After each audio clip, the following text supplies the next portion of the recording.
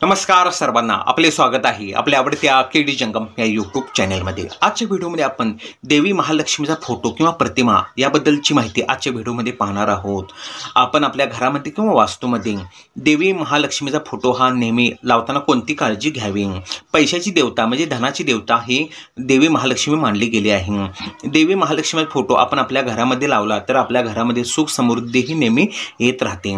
देवी महालक्ष्मीचा फोटो आपण आपल्या घरामध्ये किंवा वास्तूमध्ये कधीही उभा असलेला फोटो आपण आपल्या घरामध्ये लावू नये। देवी महालक्ष्मीचा फोटो हा नेहमी कमळामध्ये बसलेले जे महालक्ष्मीचा फोटो असतो किंवा प्रतिमा असते कमळामध्ये बसलेले अशा प्रकारचे फोटो किंवा प्रतिमा आपण आपल्या वास्तूमध्ये लावावी। कमळ कसे चिखलामध्ये राहून कसे स्वच्छ राहते किंवा कमळ हे चिखलामध्ये उगवते सर्वांना माहिती आहे, त्यामुळे कमळ हे नेहमी स्वच्छ राहते। तसेच पाण्यामध्ये जरी कमळ असले तर हे पाण्यावरती नेहमी कमळ हे राहत असते। त्यामुळे आपण आपल्या घरामध्ये किंवा वास्तूमध्ये देवी महालक्ष्मीचा फोटो हा कमळामध्ये बसलेले देवी महालक्ष्मीचा फोटो लावावा। तसेच महालक्ष्मीच्या हातातून नाणी किंवा शिक्के पडलेले असतात अशा प्रकारचे फोटो किंवा प्रतिमा आपण आपल्या वास्तूमध्ये किंवा घरामध्ये लावावे। व्हिडिओ पाहिल्याबद्दल आभार।